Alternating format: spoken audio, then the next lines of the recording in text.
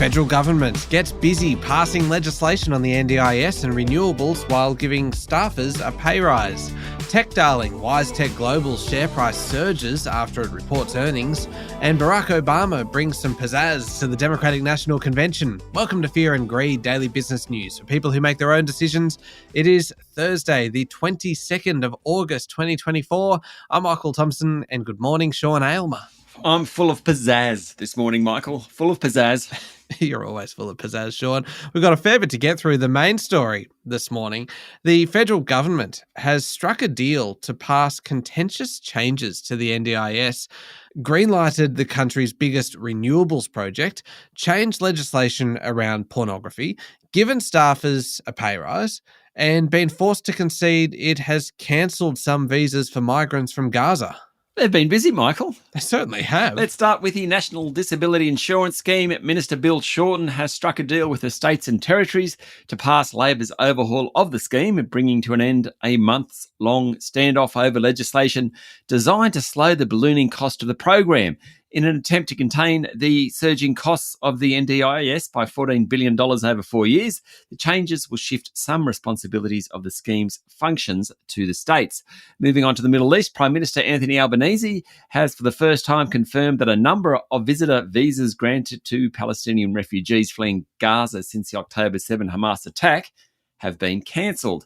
Labor faces intense pressure over its decision to grant some 3,000 visitor visas to arrivals from Gaza, which have less stringent security checks than refugee visas. Moving on to the pornography rules, proposed laws to ban the non-consensual creation and dissemination of deepfake pornography have passed the Senate, paving the way for their passage through the Parliament. The rise in artificial intelligence has led to an explosion of pornographic deepfakes, and nearly 2,000 federal political staffers will receive an 11.2% pay hike over 3 years. That's the maximum amount they can be awarded under government rules. After a new workplace agreement was approved, the new pay deal also includes a host of additional benefits, including a $40,000 travel allowance for electorate office staff, a $1,500 allowance for staff that use a second language in their line of work, and 3 days of cultural or religious leave. Sean, from a business perspective, you'd have to say this would be the biggest story of all. Environment Minister Tanya Plibersek giving the go-ahead to the country's biggest renewables project. Yes, sure is, Michael. Sun Cable has won environmental approvals from the Albanese government. It already had them from the Northern Territory government, and the $40 billion spend is slated to produce enough power for 3 million homes. The Australia-Asia Power Link, backed by Atlassian billionaire Mike Cannon-Brookes, will be the biggest solar farm in Australia, based on 12,000 hectares in the Northern Territory. It includes an 800-kilometre transmission line to Darwin and an undersea cable stretching more than 4,000 kilometres to Singapore. It's ambitious, to say the least, still a ways to go, and its first goal is to deliver green power to industrial users in Darwin. But the fact that it got the green light from Tanya Plibersek yesterday means work can get underway. Yeah, and you wrote about this in the Fear and Greed newsletter yesterday, about the fact that it's particularly exciting because this is private money. Yeah, it's private money. They're looking for co-investors, and they will probably find some. I mean, $40 billion is a lot of money, but it's an example where entrepreneurialism can help address the whole renewables issue, because this could be a huge export industry. We've got plenty of sunshine, and if we can create power from that or energy from that and export it, what a great thing to do. And I think it's quite exciting. Still a long way to go. I mean, it's not really going to have a absolute final decision in terms of the undersea cable to Singapore via Indonesia until 2027. But it's big thinking. It's about the future. I'm a fan, Michael. I can't even get my head around the logistics of 4,000 kilometres of undersea cable. Yeah. It's just, that is mind blowing. And how you can pass energy through that without losing it. And, wow. Yeah. Without, I don't know, like starfish eating into the cable. Something like that. Yeah. I'm sure there's probably more significant risks than starfish. Anyway, probably. Goodness me. Local markets, Sean, how did they perform yesterday? Well, the S&P ASX 200 closed up 0.2% to 8,011 points. It's almost 2 weeks of continuing positive closes. Pretty amazing run. The tech index did best yesterday. The energy index did worse, but again, it was all about profit results. I'll jump into those in a moment. Worth a mention of the mining companies. They bounced on rising iron ore prices after China rolled out further measures to help its struggling property market. So BHP, Rio Tinto and Fortescue were all higher. This, I warn listeners, is a profit-heavy report. Now, I'm going to run through a few of them and then we'll go into more detail later with some others. So the Lottery Corporation, operator of the Lotto, Powerball and Keno games, reported a 20% plus surge in net profit, annual revenue of $4 billion. That's what people spend on these games. More Australians are signing up as customers. Helios, the struggling pathology company, so the sale of its imaging business was well advanced. Now, it made a loss of almost $650 million. That was expected, though. Pallet maker Brambles, one of my favourite companies. I mean, any company that just goes and makes pallets. And then, I think it was 15 years ago, lost 1 million of them. That's why I like the company. It was among the biggest gainers yesterday on the ASX. It topped its earnings guidance. Its shares hit a new high. Charter Hall Property Fund Manager Group, it soared more than 15% after promising a 6% lift in distributions over the coming year. Superloop, a friend of Fear and Greed, we've had them on the show. The broadband provider Superloop, it jumped after forecasting strong earnings growth this financial year. Not everyone was having a good time. Insurance broker network AUB Group, it fell despite forecasting higher growth. Corporate Travel also fell after issuing a profit warning due to changes to the UK's refugee detention centre. Cleanaway Waste Management rose after it beat profit expectations. And one of your favourites, Michael, Bapcor, the ASX-listed group that owns automotive parts Autobarn, Autopro and Burson, well, it halved its final dividend after reporting a loss for the last financial year. I'm more interested, Sean, in the Lottery Corporation that you mentioned before, because I think you mentioned that they operate the Powerball games. Big Powerball tonight, $100 million. Is that right? Just giving you a heads up, I may not be here tomorrow. Yeah. I think you've got a 1 in a trillion chance of not being here tomorrow. Fine. If you want to be all negative about it. It's $100 million tonight. Yeah. Wow. Yeah.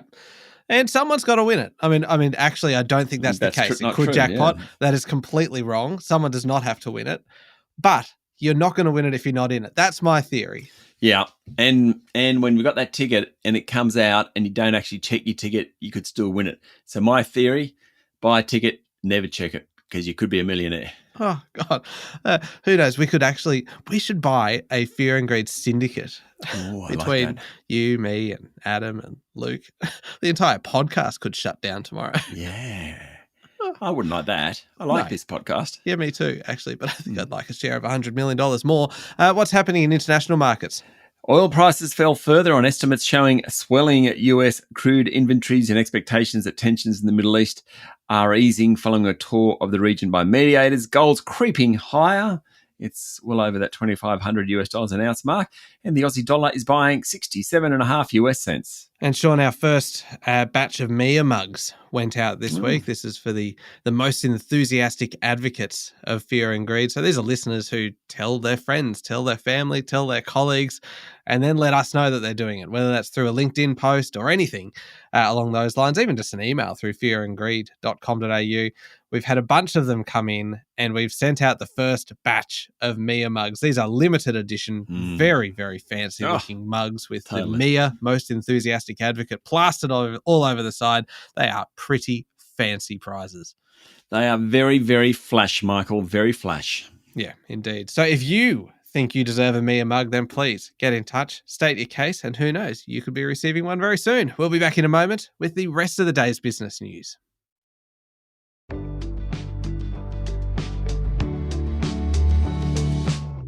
Sean, tracking company Wisetech Global share price surged 18% yesterday after the tech darling forecast revenue growth of 30% this year. So the group didn't hit its revenue forecast for last financial year, but that didn't seem to matter, with Wisetech's share price jumping to a record high of around $110 a share. CEO and founder Richard White owns almost 39% of the company, so his wealth jumped about $1.7 billion, with a B, billion dollars, to more than $14 billion on the share price surge. He doesn't need the Powerball, Michael. He really doesn't. Expectations were already high, and Wisetech matched and beat them with profit margins back to 50%. Mr. White announced the launch of 3 new breakthrough products next quarter, which will provide a single global platform that replace the need for workers to manually enter data into multiple systems.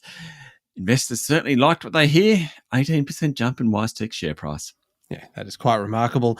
Domino's Pizza Enterprises disappointed investors yesterday, saying sales in the first 7 weeks of this financial year are slower than anticipated. The stock tumbled 6%, though rebounded to finish down just 1.4%. Chief Executive Don May said that a turnaround in the French and Japanese markets over the next 12 months is crucial to the group's overall fortunes. Now, he's been CEO since 2002. He's heading overseas to run those two businesses. Notwithstanding a disappointing start to this financial year, the Australian and New Zealand business performed well last financial year, with underlying earnings up 10%. In those markets, Domino's has had more success capturing the single-eater market and the lunchtime market.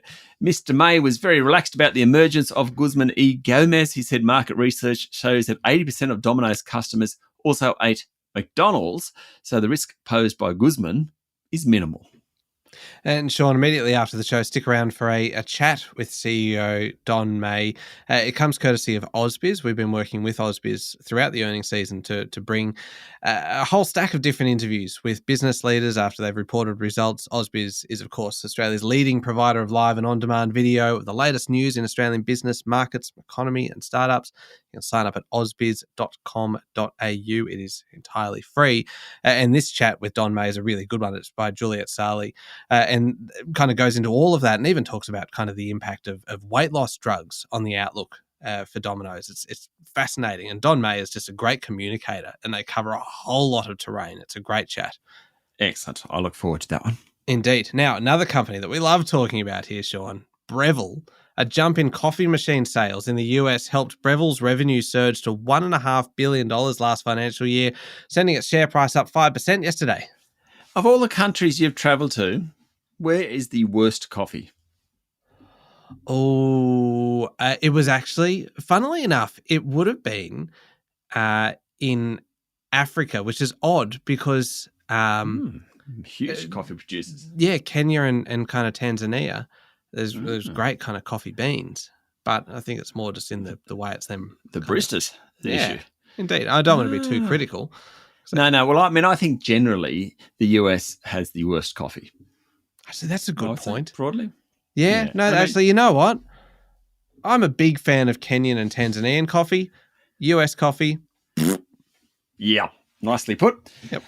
However, a jump in coffee machine sales in the US helped Breville's revenue surge to $1.5 billion last financial year, sending its share price up 5% yesterday. Now, Breville's more than doubled sales over the past 5 years. Its net profit last financial year was up 8%. In the first half, sales stalled after Breville stopped discounting to preserve margins, but trading then picked up in the 6 months to June, delivering double-digit revenue growth across Europe and the US. Apparently, Michael, cooking and food preparation appliances have staged a turnaround. That's according to Chief Executive Jim Clayton. The momentum continues, but cooking and food preparation appliances. I'm really hoping that is the toasted sandwich maker because I've had a Breville for, well, many, many years. You Breville your sandwiches. I mean, I suppose it's suddenly become a verb. It's just a noun. It's become a verb because everyone understands what a Breville is. Yeah, I'm not surprised, Sean, that Here we go. I'm not surprised that food preparation appliances have staged a turnaround, considering Breville have a range of mixmasters and all they do is turn around.